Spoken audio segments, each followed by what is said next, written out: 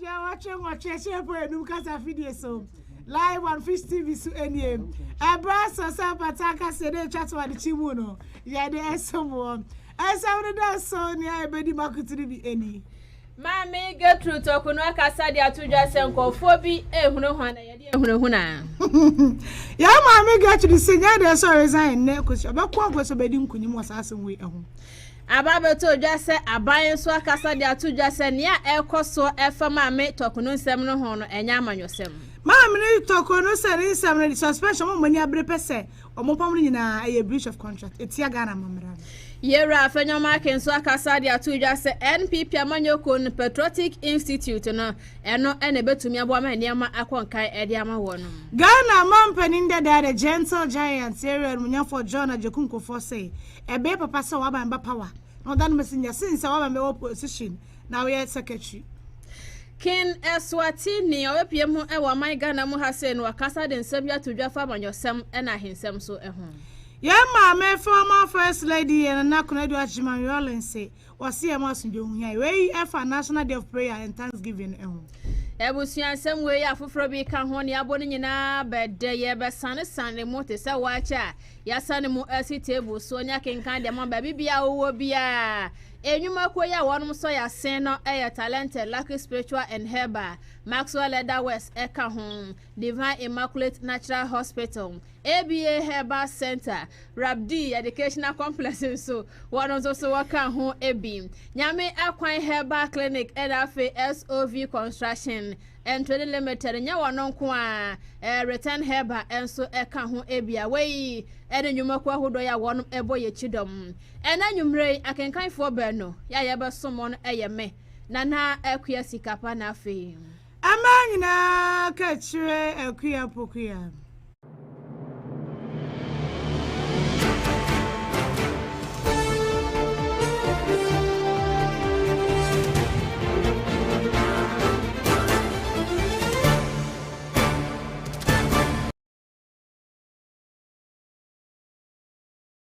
I don't seven more to come. Make us a social media and live. Call TikTok, Fish TV online. TikTok, Fish TV online. Them live is so no journey. I know about sa ya command enough for following. Or just comments in and so on. Call Google Play Store. Record download the Fish TV Ghana app no. So we bet show phone so no comfort zone beyond so emu. My mission send us from my make get to no. Esa barabasa kina say ye. Or so no. Ojiremu pampe na bamu yo. Apostle onye mu ne china.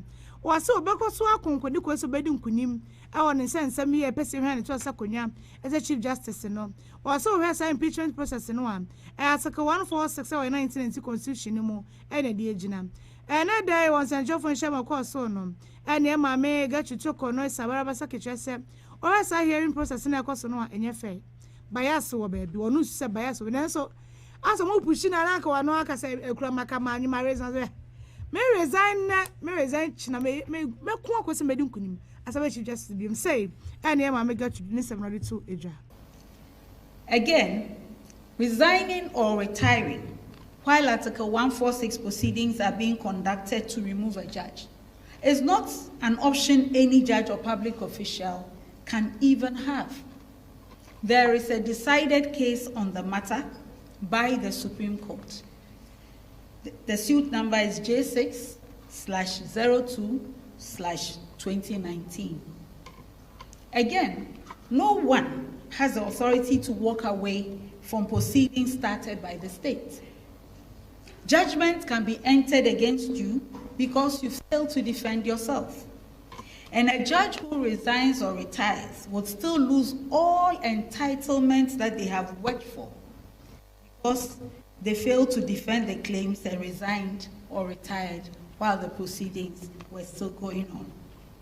Therefore, if false claims are made against a judge or commissioner or other public office holder subject to Article 146 proceedings just to achieve a political agenda, the solution cannot be to resign or voluntarily retire out of frustration, pressure, or fear. You would only subject yourself to two cruelties: a judgment based on false claims and loss of everything you have worked for.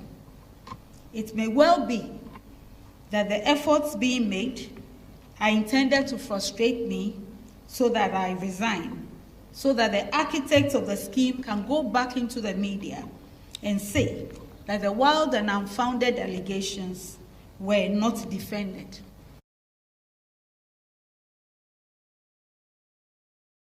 Me Gertrude Toko no Esabara Basaki enonom. Ano ne central focus no se hweme. My adwuma semranim ni lawyer 38 years in him. Afa judge 21 years. Me ja akoyere ade a hwe. Masum Ghana say me sanso be Ghana Chief Justice biemu. De nse one man ntirim da se won resign yesem. Was so watemodwumade ni mu no. So resign and also retirement. E was me fa ho say krimu a. Eye de wabra penfin shaping na gisan kwan na free title no ye na free unsem. Just want to me defend it. Let's fin share do odi aso Ghana no for over 8 years odmanu mu no. E ba e ya be yakos 90. E no se debi. Won police no communicate da. Unima dwuma unsuro broni. Wonim ne woye obejire ma akọ system kumde ba ma no. Oyo say na asem yisi kọ no. Kamia se mo share chire anombo ho po no. Epese etete na no aka se kura makama nwe. Adwuma me nya biemu. No mo asa be ka chen central for say yan kan kire mo se wodi for. Also no wa resign. Enti wono o resign ne ochina e na de chiye. Ye ma me get to talk no Esaba Arabasaki. Na wasane suspension mu a na wakasa ede atodwa se enipa bi ahyase hunahuna na ene afon kosom ene ensama hodo se nipa bi hunahuna ne pa se wono a kabaya onresane na wantena nchen eno mu na wo kire se sa koso na eba ye hunahuna ne nyina ne se wono a one step down wantena se na won pene ba bi entena se de beya wono betumi ayenhwehwemu fi ko ede afa ne petition no ho a empanifo hwe ne mu se wono be ho na ato akonwam ede afri honom waden sam wanya da tudwa e won kramantem obra ene da ya wone santwerefo ehyiayem ene mu na justice tokunom e kasa na de tudwa kire sem enipa bi ahyase ayekuntu na se ya wonom hunohuna no sa akonwa no begya ya agyayo ebe ya nkarezane anya sa de obehu no enya de keto akra eno mu no kire se kobasa entwa yie kra ase enema bi eya yakataso mu aso wo honom a wono ankasa wadwene ho a wante asem na wamana aso honom a eno kasa ya wo kire se we ya threat pa na nkofo threat no se wono ankasa wa resign ne kwa akotena nchen a ene ya ade se bi befo na ni ase yie pa eno mu no kire se niema etwam wo na som no esese Ghana fo nyina so atumi atubiem ye ma metoko no eto aso ne nkasa ye mo no ena oboso bo sabre wo hwe proceedings a ekoso ede ema committee of inquiry na ne nyina eya setena ya wono makwa petitions ahodom wono ahwehwe ne nsem emu sade beye na se ebubo no a wono behwe aneto akonwa ede afri honom eno ene wosusu sem wo hwe ne ekoso ewo honom a akwaya se obi di na asem aba court ne yetena se ne yatie no enso so nya sa na tie kura nka wo se neutrality etumi eba ne wo mu eye no ne so enya sa na tie asadodo na kwa kogina fam ena wonom eka ede atia no wa mana so honom a wode to aso ekire sem ena wo hwe kwanya mpanifo efa soom ene adansedi ahodo ya wa president ni nyina ede ama committee ya wonom eta na asem so na enkamia ya se niam bi entwa yie wo hokora empanifo asa wo kwa aten wo ba aten ogina honom enya tontrodo ne ekoso efa na threat ne ehono sei ena wode to dwa efai. The clear danger is that through this flagrant violation of CI 47 and the darkness of the current proceedings being held in camera behind the walls of Edu Lodge, my lawyers and I can come to the end of the proceedings. The evidence will show that every one of those allegations in the petitions that were given to me on 27th March is unfounded and untrue. And yet, the committee can dig up some allegation from whatever documents they claim to be having from the president, which they have not shown to me, and purport to enter a recommendation for my removal on that basis. Allow me to say that this is totally unknown in the rule of law in this country. If it was lawful, I would have no reason to alert the nation of the dangers they represent. It is the violations of law that have forced me to bring these matters out in the light of day. The final and fourth reason for this statement is that I have heard on several occasions from loved ones, persons who care, persons who may not know me beyond my public duties, and many who think that since these proceedings seem to be carefully staged to result in my removal as Chief Justice, it would be best if I just retired or resigned rather than subject myself to an ill-motivated process. I have also received threats and veiled threats to the effect that if I fail to resign or retire voluntarily, I will be made to suffer some harm or the other. I've also heard commentaries in the media about how this process was born out of a stated political agenda to remove me and control the judiciary, and that it is a political effort that can only result in an outcome that was decided.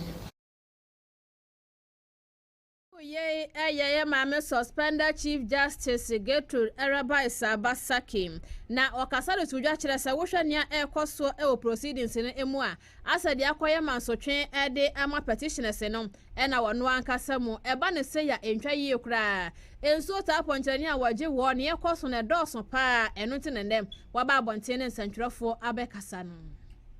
Mame Gertrude Tokono Isaba Saki HSA the nse ne watu nsa friends ntwofo nyina etiawa kamia yesa petition e koso yi ya na mo Ghana mompani yera John Jaman Mahama ne na mamuo no panifo akobenkoro etia Ghana ya mamra ya afi apema ankoro okrumienu no meche 1992 constitution ebruchi no na ochese de nti ode tunse ntwofo nyina nim yese yembese china bi yede so bo no se Mame Gertrude ba ya na ne penso na sade we si ya na entwe yi na so yede keba meka bi na ye adwuma ene wa mamra bo man Ghana ho bra aya afi apema ankoro de okrumienu meche the 1992 constitution na so ka me ese petition ye kan wasem nnei no etia sa mamra ya 1992 constitution wono nim ana Ghana mompani wen munyamfo John Jaman mama so yemu dansefo se ne waka ne kure na so on person mu de ehunahuna ehunbo bi to ne so na ono aba bonte be ka de animu ayese wonya bayifo na so bi kasa wonya bayifo kasa do achoka de waye unim de waya to ase be na mkumbo nsam unim ho he bonsam Christian he na ku no ebi na ya de no on person wo na tikwa na aka nsam a ewo mu ani de anim nyina na so on de oyese unim de inside esa so wonim de nti waya kra de so begire mu akosi se Ghana fo nyina ebe wo de akoso se de ono ka na ne krem ana petitioners ni mensa ene ye no kre ana na mo wo tu etia Ghana mamra no Ghana fo nyina hu sasa na mo wo tu etia mamra eno ya nda article 146 or 1992 constitution nenso sa mamra kro no mo kan wasem no enye sa kwan no mo de ne nsem no e de fa so sei no che de nti enne oto nsa friends and chofo nhyiamu no. Unfortunately, every step of the removal process being undertaken against me is being done in a manner that breaks every rule on how justice is delivered in our country. And this is why I find the need to draw the nation's attention to the serious violations of the Constitution and law in the process, and the danger it holds for the development of the nation's democracy. The second reason for making this statement is though I'm in the process alone, its effects ripple far beyond me as a person. This process will affect how all Superior Court justices and future Chief Justices may be removed from office. It also affects commissioners and heads of independent constitutional bodies set up to protect the freedom and justice of Ghanaian citizens as guaranteed under the 1992 Constitution. Mame Gertrude Tokono Isaba Saki nedai ano yense nchofo nhyiamu won krampompini mantam no mum we be di ka waba bontene bekasa find the suspension process I so no walk on no ba no se da bi processing na every chiga na ma mra ye dibu o man no aya afi apema ankro de okrumienu eno ni na is a council of state aya enipa enuma ya pa wo so nye sanhwe mu no omo de gina article 146 or 1992 constitution nenso sa 1992 constitution ankasa koran etia no o so hwe a 1992 constitution ba ye senior supreme court justice for bafoboni our active capacity ni mu se sie no the accusation kwa de mamonyefo o opposition na o mo ya ba mu nyina nenso asem no ye say ya maami got to talk on Sabaraba Saki wa nu about osum yensa oba chief justice dem o man Ghana wa no ba fra ba nwane wa ye ho bobosum ni mu afimpinu na aduonu yensa be isa mre ya ban san ye ba ye e da ko ba se se da bi ni dwumadie bi ankonkan enti e pa committee o me nhwemu no na one oni mra ni bi ti say ye papa Alfred tia ye bo a e che say o time ma be chikufu se sabia chacha wonim de o ma de na nya adwuma emra no mgusu ani mra nanim kakranka kosise nkumdie be kwade ma na eden ya onimso nkumdie owo ede ma na nti na nam so ame ma me gachu toko no esa baraba sakine oto nza president for say monyinam kwancha ge wiase nyina titire Ghana ma esa me nyamfum so bia minim de meye pa na esa kama esa de hunahuna bi to me so na me aba bonta be kasa se ma resign ma twem ho ede free chief justice Jumedi so de be yam besa bebo mso acha Ghana for say yanka said the say we ye na sa na we wodi ne office no ehunahuna nkrofo e de tietie manfo fan wodi so a enye enokre Yentu akasia no so na yenko ya nemu na ye maame to kunu nsensem ye mo na aban aba abonten ya wa be kasa e de akire se ne e koso ya eno eye kwan ya wono be fa so na chief justice wono mayi ne to akonwa e de afiri honom amanyosem bia e mo mu nti se de nsem na monti so ti se de omo de amanyosem ewrewre mo no aban e kire se nya no krem na we e aban kasa mafo Felix Kwachi Ofosum wona de sansem we nyina e tu dwa ebram judicial process ahodo e koso na wo kire sem nia e ko no nyina na mamra constitution pepe na nam so enchiamfa ba bia kwan ni mu a ena enam sa no ye we e ba ye enebra ensantwerofo enhyiamu ekoso ewo Jubilee House na wono e kire se de maame chief justice be kan yem te se de nkofo bi hunahuna no se wono a be kasa afede wa bredo nto akakopɛ ba bia tenam wo mo kire se dabi enya sa enete amanyosem bia enim na mum se de amamra no ete no eno pepepe ena wonom enam som na yewura Kwachi Ofosum ne nsam eto dwanom ena wo kire se mampani John Dramani Mahama ya de se wasi ginaye ya ne nyina na chief justice wo behwe na watera nche se de be ya ensam ba komienu bia petitions ahodo wo mo de akoda mpanifo no wo betumi aterase na won madwadwa mu se de be ya bibia enso betumi akoyi wo be kasa ya amanyosem ewo mam wo se da bi wonim ne wo ka amanyosem bia enim eno mu na yewura Kwachi Ofosum kasa do dwa kire sem de ye maame toko no kan ye ne nyina da ene se we eye unfair treatment aso mo de ne fa kwanboni bi som ebra wonom eye ne nsem ehwehwemu yewura Kwachi Ofosum bra of France and Trofo Shemu or Jubilee House on Yenti and Samahodo, Yawade Atuja. So it would have been desirable that that constitutional provision was respected by Her Ladyship, the Chief Justice, so that we do not have to engage in public commentary up until the time that the committee looking into the matter makes their determination. We are compelled, however, to correct certain misimpressions that were created at the briefing. To begin with, let me point out that as yet, nobody has been able to ascribe any known verifiable constitutional breach to the president in the way that he has handled this particular matter.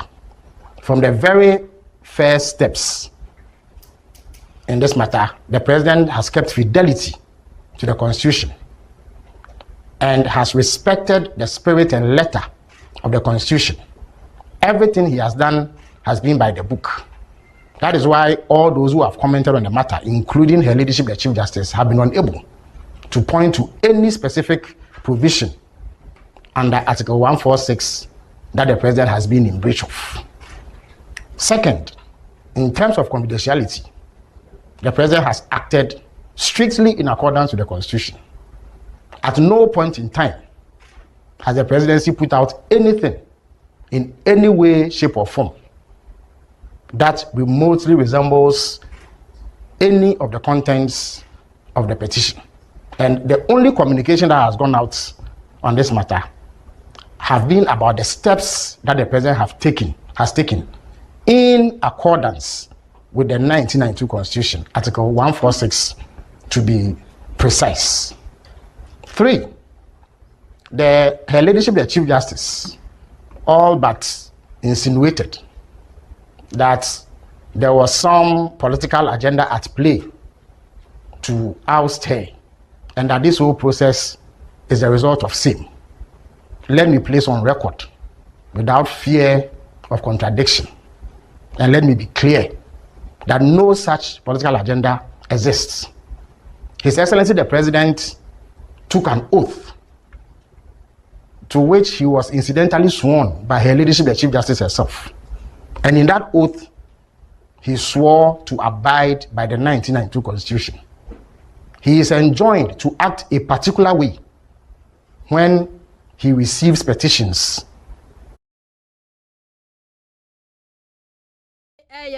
Felix Kwachi Ofosu eno government spokesperson wacha said the mama get to rekan nyina sambia nim ne nyina ne sa mamra constitution eno apepepe ena wonom enam so na braga na photo ba mabanga na mampani ya wo so chief justice kuro ya na so ayenom ema ne beye mampani so ya wo so ayen so a kire say enema hodro wa mamra constitution mu nyina wade beye adwumanta no ho adwuma ena woguso ya wo ye Ghana Mampani Dada, the gentle giant. Ewer Monyan for John Ajekum Kofuan Wakasa de Achao, Sonamonyo Kwan people, some men kind of simbi. I say, I Jataba wono. Oh, or can I call Tias so fast watching?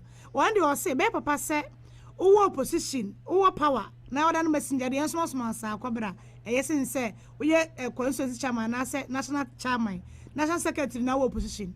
Dear Nabe.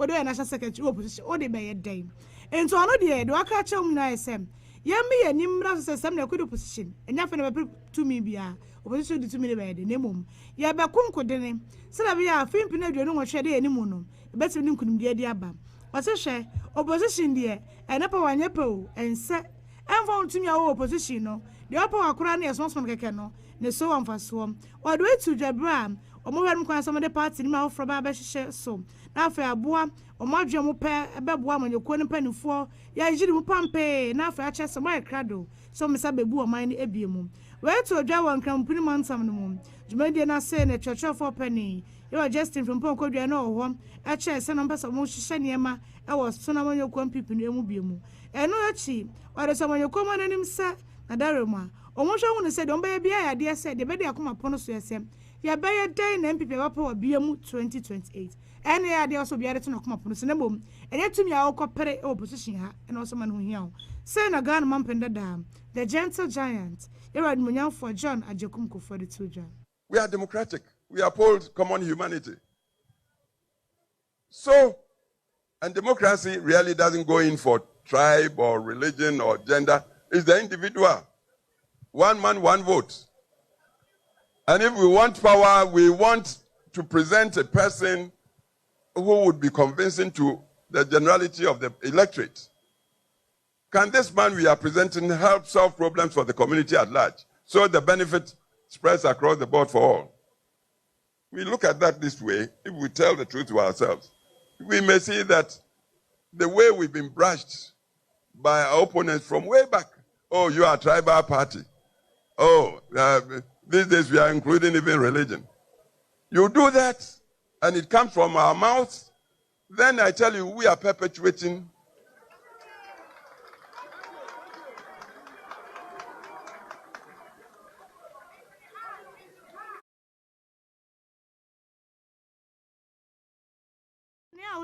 na hwe Ghana mampenda da Erad Munyan for John Ajekum Kofori ne dey wani amanyeko mpanifo hye bra ye nhye fofo de amanyeko no mere bebo amanyeko no bra na afa yaboa na wakonkodi na wadi nkunu no se hwe wo opposition na general secretary na obi ewo abamu na o smafo kora yokoba keka ne so mfa so hye wa general secretary opposition ade e wo se de wakoma pono so ye se ye be ye dai ena amanyeko na se nyatumi biemu afimpi no adu no nwotwe ne mom enye se be ko tumi ho ewo opposition enye ade e wo se ye so sane man so kra Ebusia ya to akasia no so dia kwaya ne minority leader wasan so eyamrahye bedwanim de ma de hia wonom ewa futu abato mpesua so munyamfo Alexander Fenyomakin na wakasa de atudwase na wonom alanche Patriotic Institute wachira se eno ayo true loyalty ya ene wo hwe ni muso obehwe omafo nyina enkran se NPP amanyokuo ni manyina wo mo hwe se wonom betumi ekremu na amanyokuo ne ma huru bia wode edi dwuma nyina wonom betumi ekremu na amanyokuo na mamre so wonom atumi adi so bibia akoyim ebra wo kasa ewo minority no wonom edin mu ewo mrahye badwafie mu eba na wonom elanche institute no yewra Fenyomakin kasa de tudwa kire se ene wo hwe dwumadi ahodo ya ekoso nyina na ebeboa ama party no atumi afa na ntoma pa ediefra wonom messages ahodo nyina eba ba shapna no na ya sharp no mo kwasa eno nti wasi we nso so eyebra wonom efa so edi abobo wonom empanimfo ano a wonom bedi Ghana anim atumi de ntesan aba ewa amanyosem emum na no mu no akasa ya wo kire se wo hwe sa institute ya wonom etie ya eno ye new chapter kura no wonom abiemum ebeboa ama intellectual sahodo ideological life akoso ewo NPP amanyokuo ni emum wa mananso honom a eno nti wose wo twi NPP amanyokuo ni manyina adwen esisom se wei ayebra ewo so obia tumi de ne ho ehyem ebie na de wom ehwe ni mu se won sabeka no wodom sa tumi aka amanyokuo ni akonkan yewra Fenyomakin ne sam yode tu dwane sei ena woto aso is for us within the party to be fully grounded in who we are and what we stand for. The Patriotic Institute is our response to that call. It will serve as a living archive of our party's journey, a center for ideological formation, policy innovation, and a training ground for the next generation of MPP leaders. It will empower our party's communicators and message bearers with substance, history, and strategic clarity. It will equip every member not only to defend our record, but to articulate with confidence the vision and values that make our tradition distinct. As your leader in Parliament, with my colleagues supporting the cause of our party, let me emphasize how critical this initiative is, not just for the party, but for Parliament itself. Too often, political office is treated as a reward, not a responsibility. And so members of Parliament sometimes take their seats with little sense of the ideology they represent. The Patriotic Institute must change that. It should be the fulcrum through which the MPP nurtures its leaders and shapes our policy conversations in Parliament. Ye ayon munyamfo Alexander Kwame na Fenyomakin wode nsem we nyina tudwa ene ebra wonom elanche Patriotic Institute wachira se eba bebo amamanyoko no mahihye omonyema yie kwan ya ombefa so ya wonom bekasa ne nyina eba bedi ho dwuma eno ho nsem ena etwagu ye no abusia asira no yemfama return health center osisa nkofa ho yenchi eninti asia kofa nubina enunsi ne hama ya de sa de tu asia ne subiemu ode ne ya wo bu nsa wote ya ona chikwensa so mayi ode ne prostate cancer fibroid sanso na de ne ndwere ne se hwe de breast cancer na so de ne kokko ya ayayam crow ene return health center no offering so otan no dwom hono mo am na ye mo afre 0240 508-893 0241 237-316 return health clinic sanokwa sankofa ho yenchi SOV Construction and Trading Limited solve SOV Sibrapa bathroom accessories, open toilet pots, shower, kitchen sink, wash and basin, and also building materials outdoor. Your the dema hine or the airton so scaffold the dema hide the airton bo wheelbarrow block molding machine, design pillar model in Nebi, architectural and structural designs outdoor, construction project material supplier, construction project consultant, and chance at the board and so SOV all the mom. Upe mason, carpenter, electrician, plumber, upe painter, tile and as steel bender, SOV construction, and trading limited professionals who made Madiama womb. Boa mine, Yabel Confanochi Bankenum, 0244 283 200. Odopi Herbal Healing Center, Sam Dodrin Way, Odopi in a desire, dear. Usisi pane ya uja. kopa Odopi man capsules ni bi na afa nom mama ye na wie pe na afa okosie ni mu a ungu mama ni mu asem wo wonam na ye wo ya pa Odopi ointment fa twitwi eno ano no fa wudi abade ama wo and je de for ni mfie dodo a aka woto wonom no Odopi Herbal Healing Center wonom so beboa wo amonya fa wudi ese ne fata manka sim mfifi mantam ne mu tima market wonom a Techima see Hensa Kumasi Quantum so 0548 146 105 0244 489 942 Odopi die papa abusia me yanko computer je die mrato ye ba dia kana de besomo.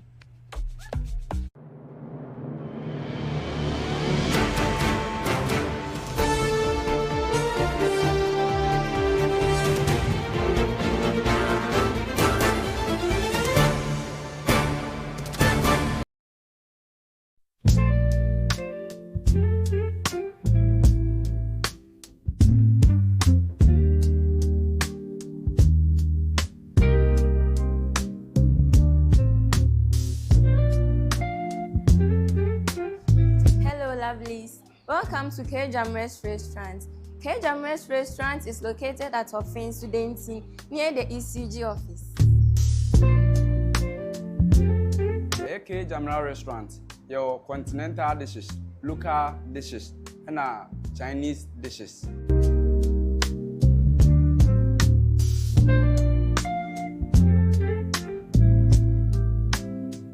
So we are wedding, birthday, program bia K Jamra Restaurant e wo mamo abre bia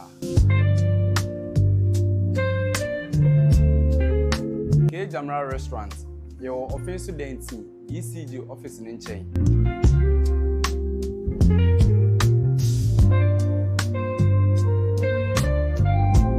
You can call us on 0242 170 774 or 0256 740-842.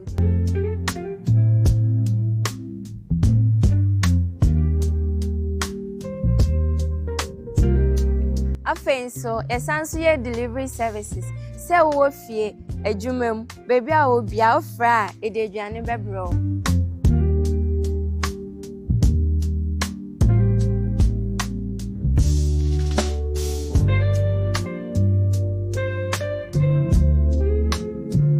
Enye bibinti ana brantie baby a wanyine drum panyin fie die aduri mani be hwe won medi mani be hwe nipa bia ni so banye so na medi won must be sisi ho na medi wo bibia ni so banye wa so fie na me muri wo ni be sisi so na me muni wo mo da e dia wo ya bayifo wo ya bonsam te sade ai so ni tie nyankopon ba e dam ne keka woni ne ho wani begu ase na dofo ye ma obi biara akwaba emba afidi kasie so ye ne amon hwe ye na mutie ye ye True Faith Church International offenso kokote me amon hwe me the frame pastor Chei Abraham said the medical can me all True Faith Church International offenso kokote kwe de biara anwumre nonson ekobo nonwotwe wa fidie to Fish TV and Fish Radio na ye ne wonche ye nyankopon asem a emu ni hwehwe bia na obefa so anya won kwanje kuada anwumre nonson ekobo ne nonwotwe 7 p.m. to 8 p.m. biara for fidie eto Fish Radio and Fish TV na ye ne wonche ye nyankopon asem sorry o hwehwe ya ya chiri kwan ewo offenso kokote odi onya ndru lorry station wa bisa se gidi asore no ewe akora keto akora wode wo beba honom ana Bakana Hotel enchen ho ape na asore esie bibi nti upese ofra your phone number eye 0244921344 misi subiem 0244921344 awurade asumdwie enka obi biara jemeso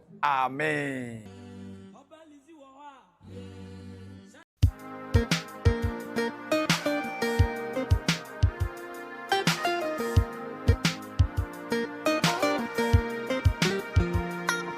EB Favor Surgicals, ma Barbadum Ghana, and Kania near 2 Kwankwa Brutre, Kofa Hospital Equipment and CCD, a 2 hospitals, herbal centers, medical centers, and I say, Ankram Kramope Hospital Equipment, a dear Dimujumabi. Look no further, she EB Favor Surgicals, a ban hospital equipment spa dia, a EB Favor Surgicals, wheelchairs, hospital beds, bandage, gauze, syringe, scan machines, a ultrasound scan machines, theater bed, examination code bed, surgical instruments, ventilation ventilators, medical thermometers, grip stands, surgical tables, monitoring device beer, physical therapy tools with Sabeka Media Free, EB Favor Surgicals, a ban of hospital equipment, quality ones are a dear Frebroach Maimua, and can soda, Miss Row, EB Favor Surgicals. Minia, Menko 2 second go, EB Favor Surgical. Bed way for Germany. The bed, you know, a costro, a bar from Niti, Nenai, and as I am man or as I pick up. And so be that's no number dua. And ya friend, I ever cast it, the confession ya to Neki. Would me as one and one Tina Pega. No man a drew and our man again, who I was saying, as soon as I could from. Our form as a doctor, Berena, Yemiasuna, Pega Basro, who we are already at two from. What Nasia did ya, Sape Pepe. And open why you come. Ebia make will be intimate and sorry in court toilet so. Checomo no is one. The backcourt if you was here and a woman. The BIA complete 9 hours. The Chile Quaso dear, and yet you're quite cry. There were Kumasi a boy, so free Kumasi Eba. What's that one who said she said you were signing as your one. Masala should be all right. Yes, you are Yanin the year and Shani. What's that church of Pentecost or Pepe Naba? Yanis Saloon be and a bomb, a final Pepe, so pay a number 0244 262843. Mrs. should be 0244 262843 and 0241 247997 0241 247997. Ye be favor surgicals at the pack and the tour. SOB Construction GH.com. SOB Construction and Trading Limited. Eba dansi ye honi amade ye extraordinaire. Ye all in one.